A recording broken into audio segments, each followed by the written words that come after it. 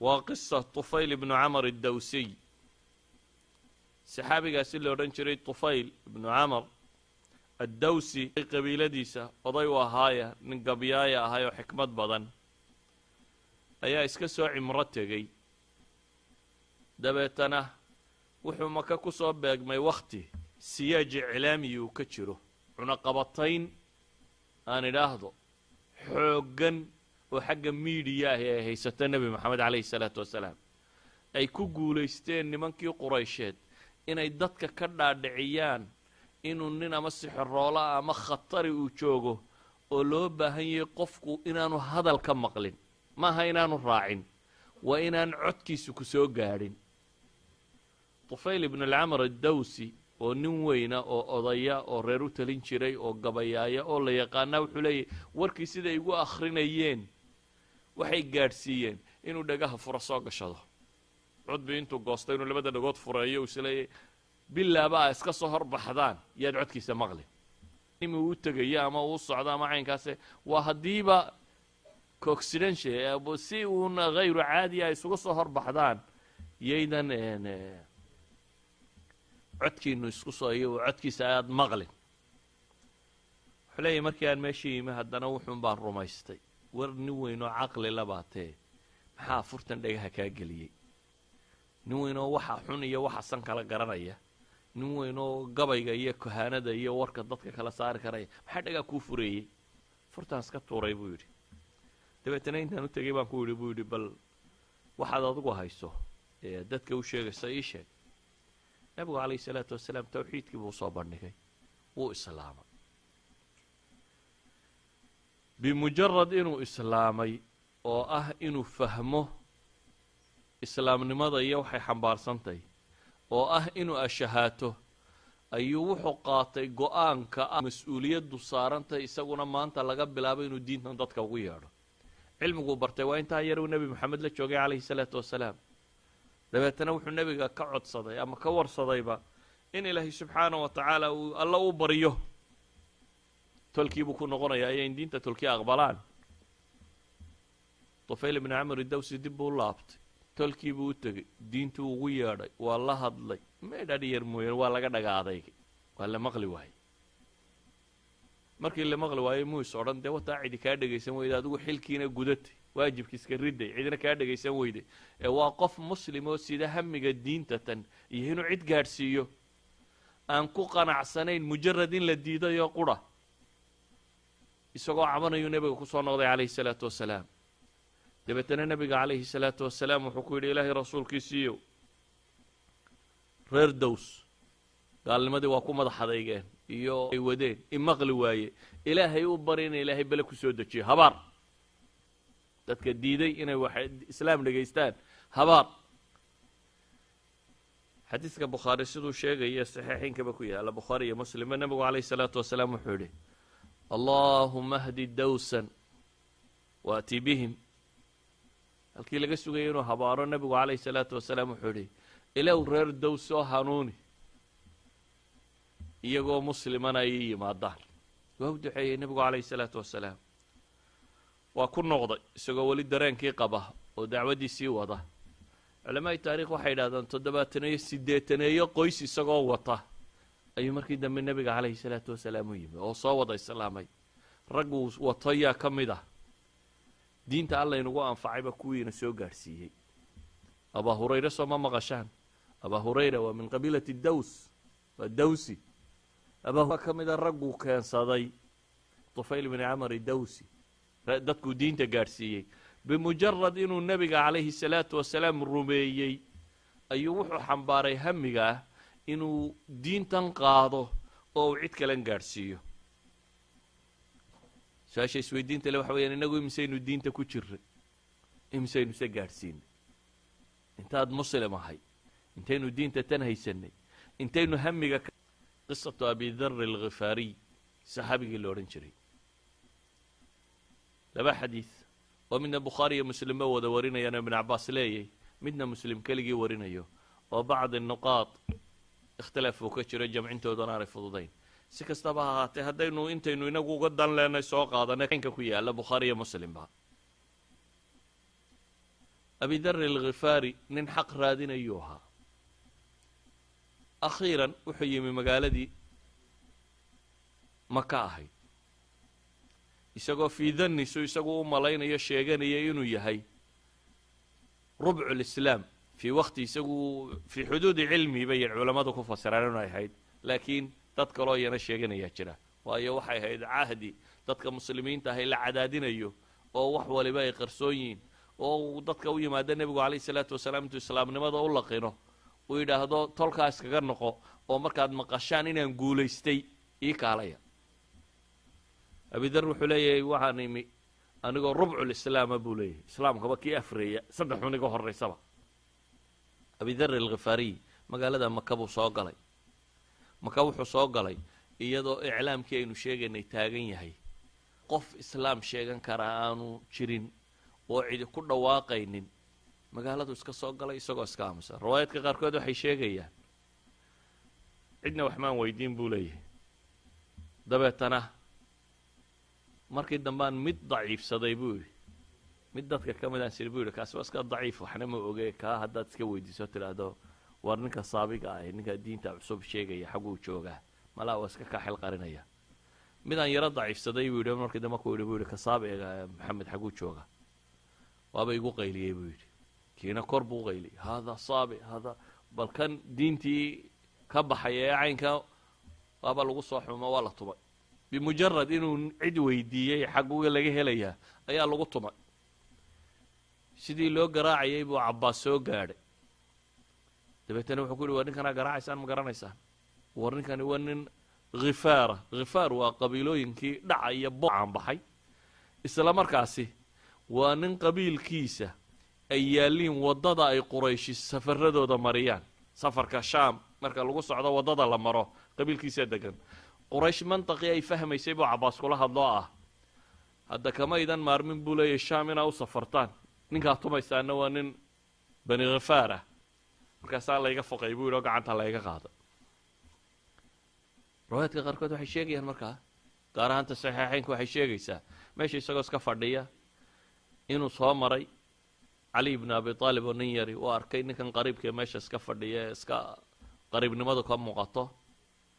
markaasuu ku yidhi mala maad inakeen waa iska dabagalay maana wada hadal buu yidhi gurigii buu geeyey habeenkii buu marti sooray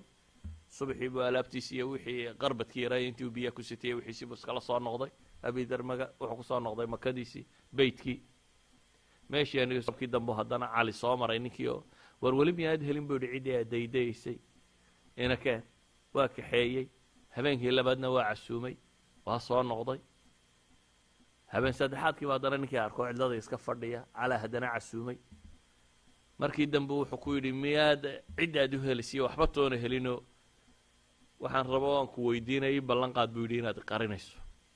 waa kuu qarinayaa buu yidhi waxaan doonayaa buu yidhi ninka diinta cusub la yimi iyo caynkaasiya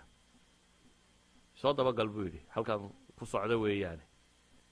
waxaan ka shakiya haddaad arka buu ku yidhi riwaayaadka qaarkood waxay leeyiin wuxuu yidhi sidii nin biyo qubayaan iska dhigayaa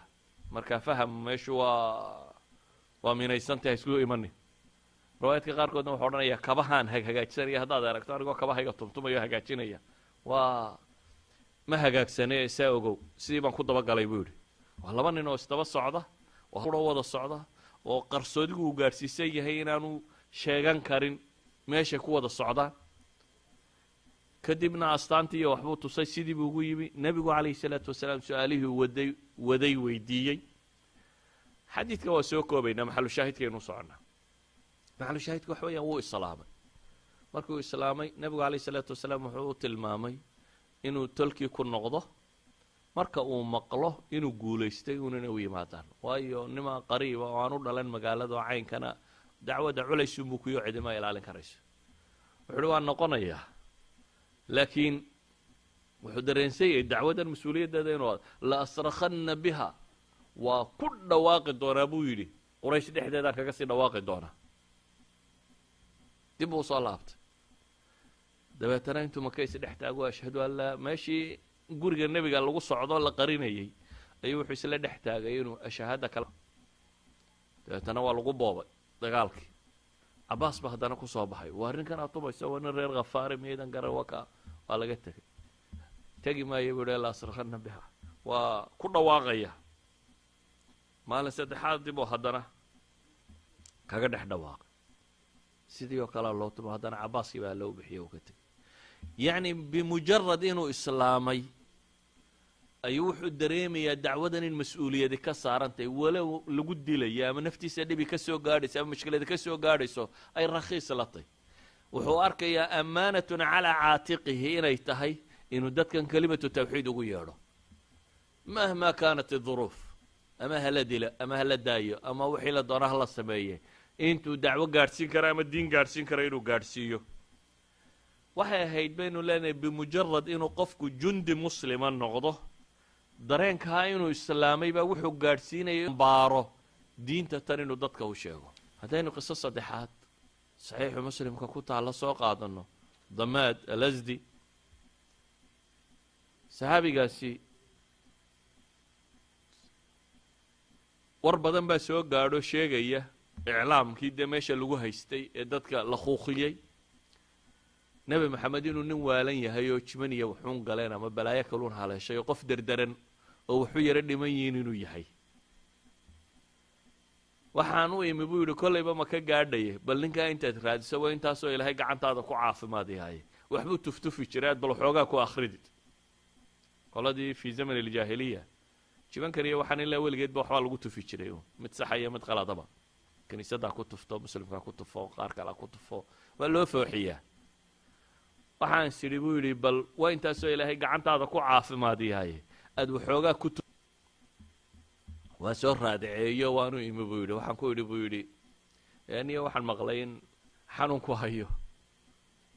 dee waxaan rabaa inaan waxoogaa kugu tufee maxay kula tahy waa nebi maxamed calayhi salaatu wasalaam iclaamku markuu wax buunbuuniyo siduu bini aadamka u bedelo ninkii dadba ugu caqli badnaa ilaahayba basharka ka dhex doortay rasuul iyo nebi ahaa ummaddan dhan loo soo diray ayaa iclaamku dadka wuxuu ka dhaadhicinaya inuu nin waalan yahay inuu nin waalan yaho waxu dhiman yihiin kadib markaanu imi buu yidhi waxaan idhi buu yidhi waxaan maqlay in dee xanuunku soo gaadhay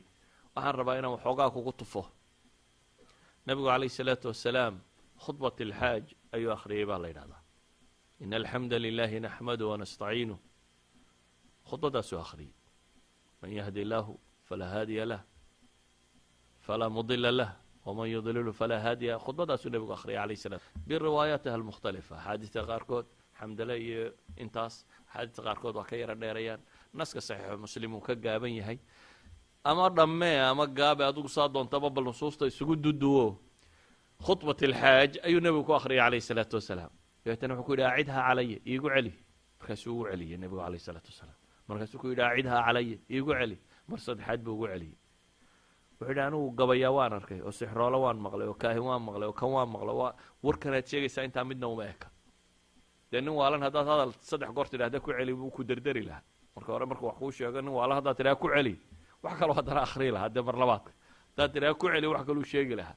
waxaa muuqataa ninkani nin waalan inaan ahayn nebigu calayh salaatu wasalaam waxaa kaloo muuqda waxaanuu ka hadlayaa khudbat alxaaj waa tawxiid iyo xamdale iyo istikfaar iyo tashahud wuxuu ka warramayaa inay tahay mantiqii dacwada islaamiga haba wixii uu dadka ugu yeedhay nebigu calayh salaatu wasalaam calaa kullin meeshaan u socdaa waxa weeyaan wuu islaama damaamkii rabay inuu wax ku tufo nebiga calayhi salaatu wasalaam wuu islaamay markuu islaamay ayuu wuxuu ku yidhi keen gacanta baycan kula gelaya heshiis baan kugula gelayahay waa islaamkaan qaadanaya nabigu calayhi salaatu wasalaam markuu heshiiska la galay buu wuxuu ku yidhi wa calaa qawmik keligaa ma rabo dalkaana heshiis ugula gal waa ninka hadda islaamay ayaa laga rabaa dacwaddaa inuu xambaaro oo qabiilkiisii intuu u tago inuu isagu diin gaadhsiiyo ninkaa hadda islaamay ayaa la rabaa inuu xambaaro diinta tana uu gaadhsiiyo tolkii oo uu nebigu rabaa inuu heshiis hadda kula galo calayhi salaatu wasalaam markaasu wuxuu yidhi wa calaa qawmi naftayda iyo tolkayba labadaba waa kugula gelaya tolkiina wuu gaadhsiiyey diintii yacni waxay ahayd dacwadda islaamigu fii cahdi asaxaaba oo fii jiili muslimiintiiyo koowaad wax la mida qariinulaa'i ila alislaam qofku inuu islaamnimada qaatay oo uu muslim noqday ayaa waxay ku fillayd inuu daaci yahay inuu diinta soo galay ayaa waxay ku filayd inuu daaciyey kuwa aynan arkayninna qur-aankaa saasoo kale inooga sheegay yani saxaabadii la arkayay bidhaantooda la yaqaanay iyagaa ka warramay axaadiistaa soo aroorisay nebi maxamedna calayhi salaatu wasalaam jin iyo insiba waa loo soo diray xataa jinkii rumeeyey dariiqadan buu isna maray jinku inay dariiqadan mareen iyaga axaadiis saxaaba inooga soo warisay ma jirto laakiin rabu samaawaati waalardi baa ka warramay iyana ka warramaya inay baabkan u wadeen saa daraaddeed baa ilaahay qur-aanka wuxuu ku leeyahy waid sarafnaa ilayka nafaran min aljini yastamicuuna alqur'an falamaa xadaruuhu qaluu ansituu فلما قضي ولوا إلى قومهم منذرين قالوا يا قومنا إنا سمعنا كتابا أنزل من بعد موسى مصدقا لما بين يديه يهدي إلى الحق وإلى طريق مستقيم يا قومنا أجيبوا داعي الله وآمنوا به يغفر لكم من ذنوبكم ويجركم من عذاب أليم ومن لا يجيب داعي الله آيات كاسي في سورة الأحقاف قبل يدا كتشيرا ربي سبحانه وتعالى وحلي وإذ صرفنا إليك نفرا من واحد حستا نبي محمد وددك وغورنتا markii aanu xaggaaga u soo weecinay koox jinka ka mida oo ay ku dhageysteen baa ilaahay leeyo qur-aanka ay dhageysteen markii ay qur-aanka maqleenna war bal aamusa bay idhaahdeen aamusa falamaa xadaruuhu qaaluu ansituu fiican u fahamna warkuu sheegaye markay aamuseen ay dhageysteen qur-aankeena falamaa qudiya wallow ilaa qawmihim mundiriin baa ilaha yidhi nebi maxamed markuu qur-aanka dhammeeyey iyana ducaad bay ahaayeen waxay bilaabeen inay tolkoodu yeedhaan baa la yidhi subxaana wa tacaala yani qur-aanku wuxuu inoo tilmaamayaa bimujarad inay qur-aan dhegaysteen oo islaameen oo nebi maxamed calayhi salaatu wasalaam rumeeyeen inay dareemeen mas-uuliyadda in dacwadan iyagana saaran tahay inay xambaaraan markaaba oo cidda ka dambaysa cilmi intee laga bay barteen waxaa la sheeguun inay aamusays yidhahdeen oo qur-aan dhegaysteen intaasay barteen tii qur-aankii uu nebigu akrinaya calayhi salaatu wasalaam ayay barteen kadibna way laabteen waxay la laabteen wallow ilaa qawmihim mundiriin qaaluu yaa qawmana inaa samicnaa kitaaban unzila min bacdi muusa musadiqan limaa bayna yadayhi yahdi ila alxaqi wa ilaa طariiqi mustaqiim kayow bay yidhahdeen waxaanu soo maqalnay kitaab la soo dejiyey muuse gadaashi oo wixii muuse uu wadayna rumaynaya xaqana dadka ku hanuuninaya iyo jidka toosan yaa qawmanaa ajiibuu daaciya allah tolkayow maqla ilaahay subxaana wa tacaala kan diintiisa dadka ugu yeedhaya wa aaminuu bihi yakfir lakum allana rumeeya subxaana wa tacaala iyo rasuulkiisaba ilaahay baa dembigiina dhaaf iyo cadaabka idinka dhow yacni waxaan u daliishanaynaa un inaan fahamno haddaynu insigii saxaabada a fahamnay saxaabadii jinka ahaydna ee nebi maxamed calayhi salaatu wasalaam diinta ka dhegaysatayna inay mas-uuliyaddaa xambaareen bimujarad inay qur-aanka maqleen bal aan eegna siiradii ambiyada qur-aanka ilaahay kaga warramayo iyo kuwii raacay ee nebiyada la socday nebi nuux baa ilaahay wuxuu inooga warramaya barnaamijkiisii dacawiga ahaa iyo siduu dadka ugu yeedhayay nebi nuux ilaahay wuxuu ka tilmaamaya inuu yidhi inii dacawtu qawmii laylan wa nahaara ilaahay ow tolkay ama dadkayga waxaan u yeedhay maalin iyo habeenba shaqadatan ama brogramkaygu wuxuu ahaa wakhtiga la qabanayaa habeen iyo maalinba wakhti aan dacwo ka fadhiistay ma jirin buu tilmaamaya nebiga caynkaa u dhawaaqaya maxay jawaabtu ahayd ay ula yimaadeen فلم يزدهم دعائي إلا فرارا وإني كلما دعوتهم لتغفر لهم جعلوا أصابعهم في آذانهم واستغشوا ثيابهم وأصروا واستكبروا استكبارا إلهو yeedhmadaydiina firdhashun bay usii kordhisay buu leeyay mar kastoo aan ugu yeedho diinta ilaahay iyo ilaahay dembi dhaaf inay weydiistaanba dhagahabay furaystaan oo farahay dhegta geliyaan oo ma rabaan inay imaqlaan oo iska kay duuduubaan waa isweyneeyaan oo kibraan oo yacni dheg lay mar dhaadhiciya buu leeyahy qofka bini aadamkaa inta badan hadduu la kulmo dhaga adayga intan leeg waxaad mooddaa inuu iska caajiso ama is idhaahdo dee adigu xujadii ku ogtay waa kuwa kaa dhaga adayga iyagay xilkoodatay laakiin waxaa ilaahay qur-aanka inoogu tilmaamaya nebi nuux in aanu intaa ku joogin inuu asaaliibtana u gagadiyey wakhtigoo dhan ma ku isticmaalay haddana wuxuu is idhi malaa usluubkan hadduu socon waayey this way hadday kugu geli weyday other way tilmaam ama ariiq kale eeg qaab kaloo aad dadka diinta ugu sheegto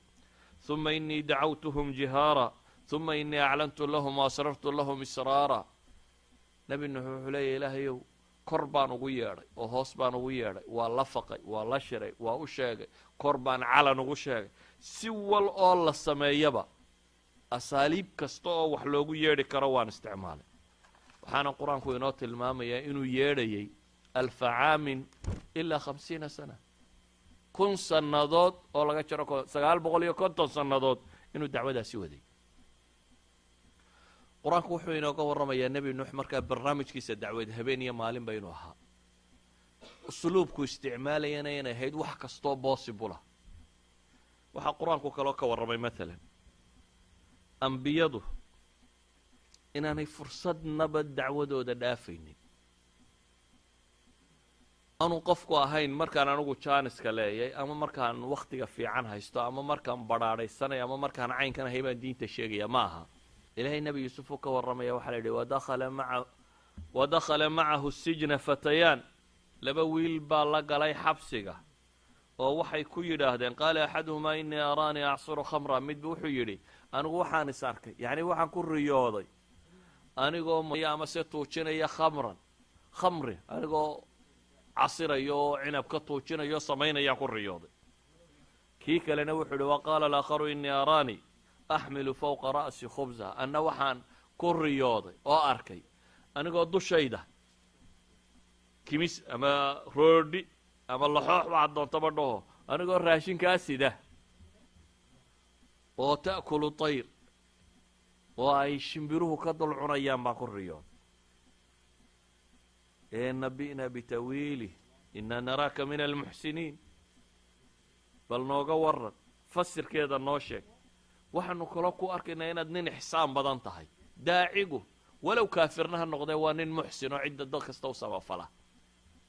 waayo waxaynu arkaynaa nebi yuusuf oo maxaabiis u samafalay waxaynu arkaynaa nebi yuusuf oo boqorkii soo xidhay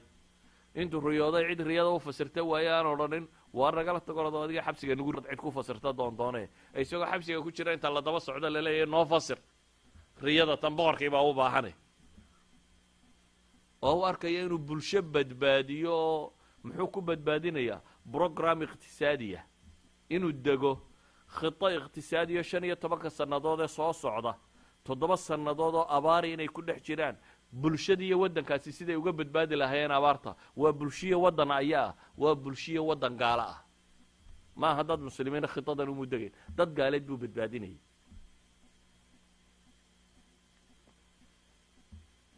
waxay tilmaamaysaa ninka daacigii inuu muxsin yahay walidaalik ayaa waxay dhaheen nebi yuusufo waxaanu arkaynaa inaad nin muxsin oo ixsaan badan tahay ee noo sheeg fursaddaasu ka faa'iidaystay muu bilaabin inuu fasirkii sheego ee wuxuu bilaabay kow horta inuu xasiliyo oo qalbigooda xasiliyo ah halkii fasirka a ka helaysaan waa joogtaan horta maydan khaldamine meeshii wax laydinku sheegi lahaa waa timaadeen qaala laa ya'tikumaa طacaam turzaqaani ilaa naba'tukumaa bitawiilihi qabla an yaأtiyakumaa dalikumaa mima callamanii rabbi inii taraktu millata qowmin laa yu'minuuna biاllah wahum biاlaakhirati hum kaafiruun waa raashin idiinma imanaya laydinku arsaaqayaa buu leeya ilaa iyo ta'wiilkiisa waan idiin sheegaya intaanu idiin imanin arrimahanina waa arrimihii rabbiga i baray aniguna waxaan ka imi buu leeyay duul aan alla rumaynaynin aakhirina ka gaaloobaya waan ka tegay kuwaa diintooda buu leeyay wuxuu bilaabay markaa dacwa fursaddaa inuu ka faa'iidaysto waاtabactu millata aabaa'i ibraahiima wa isxaaqa wa yacquuba wuxuu leeyahy anigu waxaan ka tirsanay qoys ilaahay diintiisan oo waxaan ku abtirsadaa nebiyo yacquub isxaaq ibraahim maa kaana lanaa nacbud ma noo cuntata buu leeyahay an nushrika billahi shay inaanu ilaahay cidnaba ugu shariig yeelo dad mu'miniin oo caynkaasaanunay inkastoo dadka inta badani ka gaalowday warkaa markuu waday ayuu haddana wuxuu bilaabay inuu iyaga la hadlo yaa saaxiibaya sijin war labadan xabsiga u saaxiibka ah haw i dhegaysta buu leeyahy aarbaabun mutafariquuna khayr am illaahu alwaaxid alqahaar am illaah alwaaxid alqahaar war ma rabbiyada tirada badan baa fiican mise inay caabudaan ilaaha keligaa dacwadiisii buu bilaabay iyagu riyay fasirkeeda doonayeen wuu u sheegay riyada inuu fasirkeedii hayo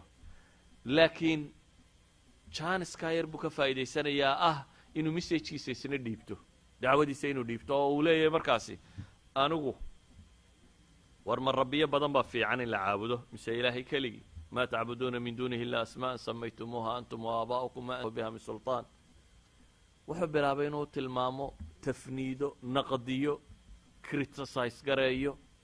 aalihadan ay caabudayaan iyo waxaan ay haystaan iyo waxaan inay wax xaqa ahayn ma waxaa caabudaysaan buu leeyahy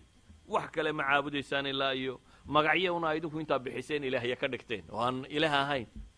waxaan sultaan lahayn wuxuu bilaabay inuu sharxo tawxiidka in alxukmu ila lilah amara an laa tacbuduu ila iyaah dalika addiinu alqayim walakina aktar annaasi laa yaclamuun markuu muxaadaro dhan oo 3 aayadood oo qur-aan ilaahay inoogu tilmaamayo oo tawxiidka ka warramaysa oo meeshii uu u bedelayba madrasad tawxiidka lagu sharxo ayuu wuxuu bilaabay intaa kadib inuu warkoodii siiyo oo ah yaa saaxibaya sijn ama axadukumaa fayasqii rabbahu khamra wa ama alaakharu fayuslab markaasuu u bilaabay inuu fasiro maxaan daliilka maxalu shaahidkaynuu socna waa maxay waxa weeyaan qof daaciga ah inaan wakti gaara ahayn ee wadiifat alcumri inay dacwadu tahay qofka muslimkii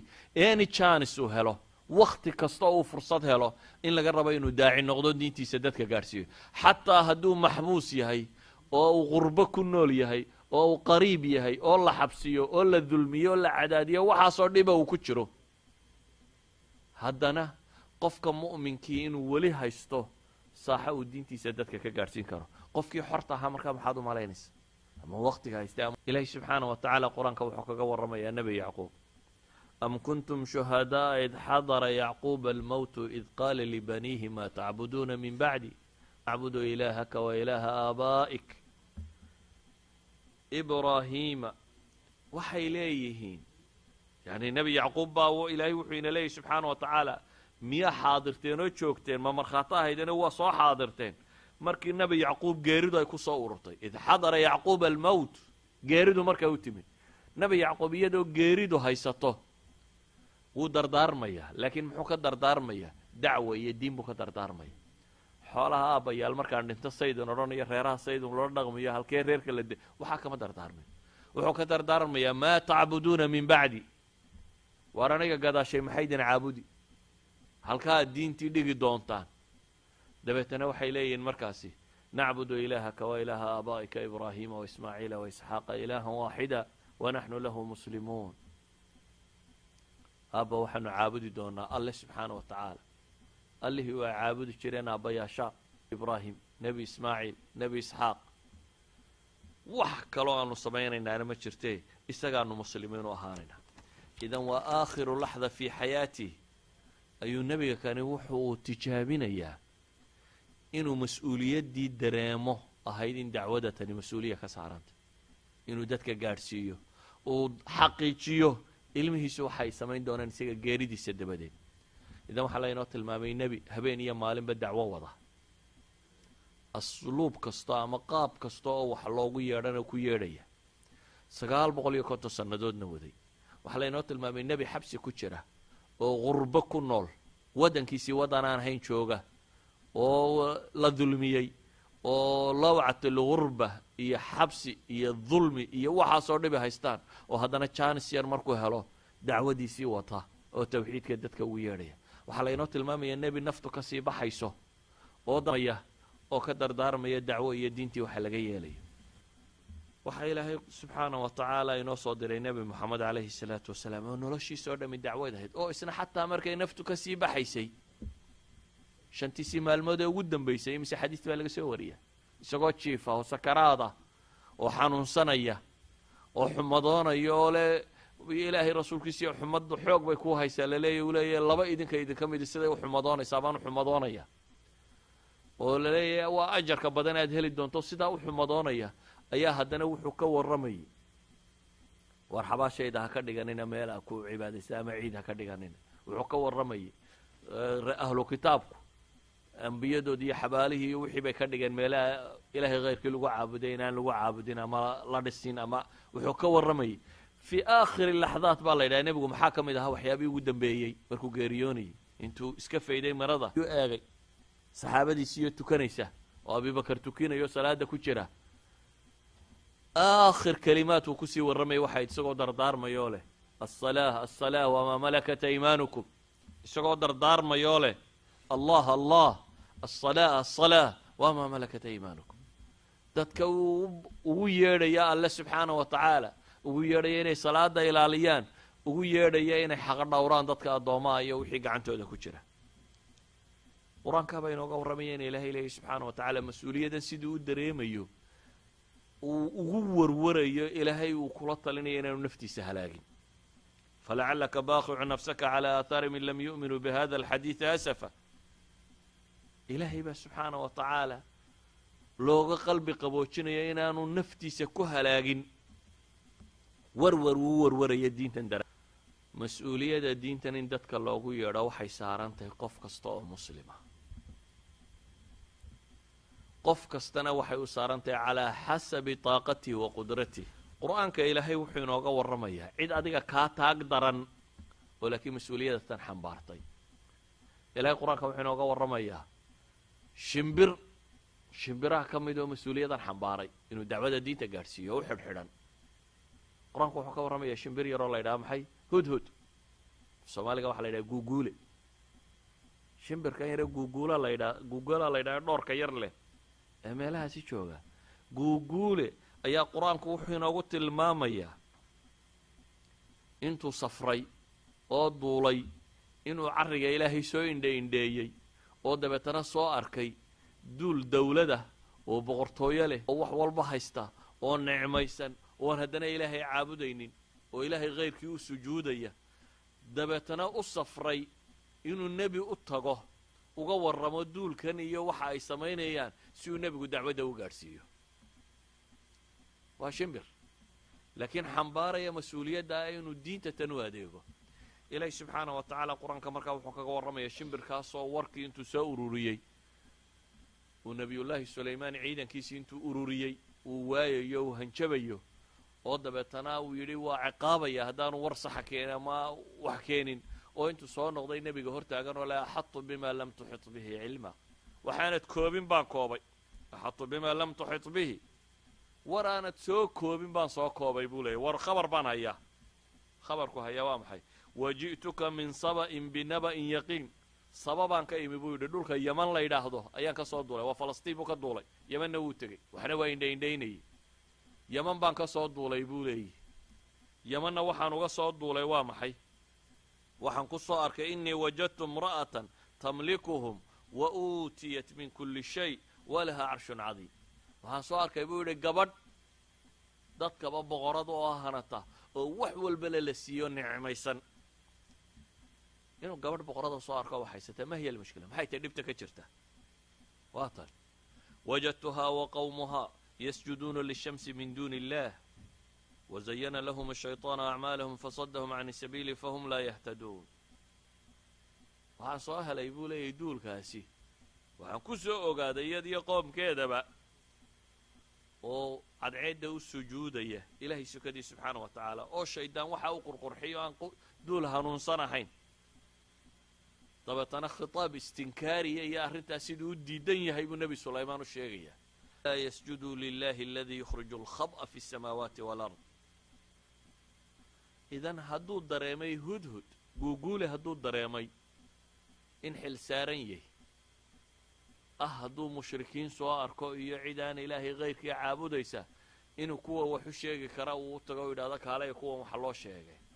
xilkaasuu dareemay hudhudku in xil saaran yahay oo uu ka saaran yahay kuwan ilaahay kayrkii caabudaya inuu ka saaran yahay inuu dadka kan tawxiidka gaadhsiiyo inuu calal aqal dawrkiisa guto ah inuu u tago ciddii gaadhsiin lahayd dadka kan tawxiidka ma adigoo ilaahay waxaanu xoog iyo caqli iyo awood iyo raganimo ku siiyo bini aadamka ha dhigay baan dawr ku lahayn inaad diin dad gaadhsiiso shimbir baa dawr lehe adugu xaggaad joogtaa magaalo yaroo 3 rasuul loo soo diray oo haddana nin kale isna xilkaa isa saaroo qaaday waa meel 3 rasuul joogto maaha meel madhan qur-aanka ilaahay wuxuu inoogu tilmaamaya subxaana wa tacaala واضرب لهم مثلا أصحاب القرية إذ جاءها المرسلون إذ أرسلنا إليهم 2 فكذبوهما فعززنا بثالث فقالوا إنا إليكم مرسلون. إلهي wuxuu leeyahay subxaana wa tacaala dadka waxaad u sheegtaa u caddee tusaalaha kan qoladii magaalada deganayd ee rusushu ay u timi baa ilaahay yidhi id arsalnaa ilayhim 2 waxaad u sheegtaa baa la leeyahay subxaana wa tacaala markaan u soo diray 2 culamada badh waxay ku fasiraan inuu nebi ciise uu soo diray laakiin maadaama ay ciise ka socdaan in lagu cabirayo inay yihiin ciisena dee ilaahay buu ku socdaa ay warkay sidaan warkii alla un inuu yahay haddii daahirkeeda wax diidayaa ma jiraan calaa kulli xaal hadduu ciise soo dirayna waa cid muhimmadan qaadi kartoo loogu talagalay inay qaado 2 la soo diro markaasaa la beeniyey mid 3aad baa laga daba keenay haddana facazaznaahum bithaalith 3 rasuul magaalo ay joogto oo dadkiina dhagaa furaysteen oo layshayaa ayaa ilaahay qur-aanka wuxuu kaga warramayaa wajaa'a min aqsa almadiinati rajulun yascaa magaalada halka ugu fog nin baa ka yimi degdegaya baa la yidhi ninka kan isagaa rasuul iyo sifaadkaa lama siinin qoladii hore rasuul bay ahayd ama min ha ka yimaadaa nebi ciise ama allaba ha soo diro rasuul bay ahaayeen amaa kan waxaa la yidhi wajaa'a min aqsa almadiinati rajul waa nin la nakireeyey magaalada halka ugu fog nin baa ka yimi baa la yidhi oo degdegsan ninkan degdegayaa muxuu wadaa waxa uu wadaa yaa qawmi ittabicuu lmursaliin ittabicuu man laa yasalukum ajran wahum muhtaduun waar tolkayow buu leeyay raaca rususha laydiin soo diray waa raaca kuwa hanuunsan waan wax adduunana idinka doonaynin qofku hadduu labadaas sifaba wada wato inaanu hanuunsan yahay isagu marka hore mar labaadna si wax brifatekiisa ama wax shaksiya ama waxuu isagu doonaya aanay jirin oo uu kaa helayaaba ee ilaahay dartii unuu kuugu yeedhayo dacwadu ilaahay dartii markay tahay bay wax dadka gala tahay walidalik baa rasuul kasta ilaahay wuxuu lahaa iclaanka a qaado sloganka ah maa asalukum calayhi min ajri baa nebi walba la yidhi waxaad ku tidhaha dadka waa anigu waxba idinkama rabo waayo hadday dadku is idhahdaan qofkan danbaa ugu jirta waxaa laga yaabaa inay tuhmaad badan kee keenaan laakiin haddaad danba ka lahayn dadka kan waxay arkayaan waxaad naseexa inay tahy ini lakum naasixun amiin haddaad tahay idan ilaahay wuxuu inoo tilmaamaya subxaana wa tacaala ninka kani isma odhanin war meesha 3 rasuul baa jooga adiga shaqadaad ku leeday waa maxay tuulada 3 rasuul baa taagan meel 3 rasuul joogto adiga waa maxay shaqada lagaa rabaa muu odhanin ilaahay wuxuu tilmaamayaa isagoo 3 rasuul joogaan inuu isna shaqada dhinaciisa ka wada uu leeyahay war hala raaco rusushatan macnaheedu waxay tilmaamaysaa marka ayuha alikhwa qof kasta oo muslima inuu saaran yahay xil ah inuu diinta dadka gaadhsiiyo inuu saaran yahay xil ah islaamnimada inuu mas-uul ka yahay inuu saaran yahay xil ah inuu dareemo inuu safiir yahay matalaya rasuulkii nebi moxamed calayhi salaatu wasalaam inuu dareemo nebi moxamed calayhi salaatu wasalaam inuu saxaabadiisa kula balliquu canii walow aaya inuu tilmaamayay ruba muballagin awcaa min saamic la arkee in mid la gaadhsiiyey uu ka weelayn bato kii wax maqlayba waxaa laga yaabaa mid aad adigu unu yeedho tidhi war laa ilaha illa allah iska dho ashaadoo caynkana in ilahay dadkaba ku anfaco isagu daaciga kama dambaystaa uu noqdo waxuu u yeedho dhana jirkooda insha allah adna waad leedahay laakiin adiga ilaahay wuxuu ku haleeshiiyey inaad isagun tawxiidka u laqinto oo diinta soo geliso idan qofka muslimka ah hadday dadka muslimiinta ahi maanta bilyuun iyo badhka ama 2 bilyuunee dhadhowe dunidan kor saarane hadday mas-uuliyadaa dareemi lahaayeen caalamka intaynu kaga soo hoyan lahayn inuu islaamo mas-uuliyadaa jiilu saxaaba ay dareensanaayeenee ah intay islaamaan maanta inay noqonayeen iyagoo ducaada oo tolkood 1 iyo 2 iyo 3 baan idin tilmaamay lakiin saxaabada haddaynu ka warranno markuu xataa nebigu madiine tegey saxaabadii hore madiina timi iyo dacwadda say u faafiyeen haddaan ka warranno sacad ibnu cubaada markuu isla reer bani cabdillashaal muxuu ku lahaa wax dababa cuni maayo haddaydan islaamin tolkii oo dhammaantuu soo islaamay tolkii oo dhanna wuxuu ka rabaa inay islaamaan haddaynu ka waranno taariikhi saxaaba iyo nin waliba markuu islaamnimada soo galay iyo hamiga kan siduu u xambaaray ama u qaaday dadka kan hamigaa inay diinta dadka gaadhsiiyaan baa ku weyna abibakar intuu islaamay oo nebigu calayhi salaatu wasalaam isagoo qof u yeedhayo ugu yeedhay dadka uga hor yeedhay oo diinta u sheegay oo islaamay ayuu noqday 10 المبشرين 6 ka mida isagaa keenaa la yidhahda aakhiro fii wasni abibakar bay ku biirayaan cabdiraxmaan ibnu cawf cuثmaan ibnu cafaan zubayr ibnu alcawaam طalxa abu cubayda bnu lja yani 6 nin oo ka mida baa la yidhaha 10 المبشرين abibakar baa keenay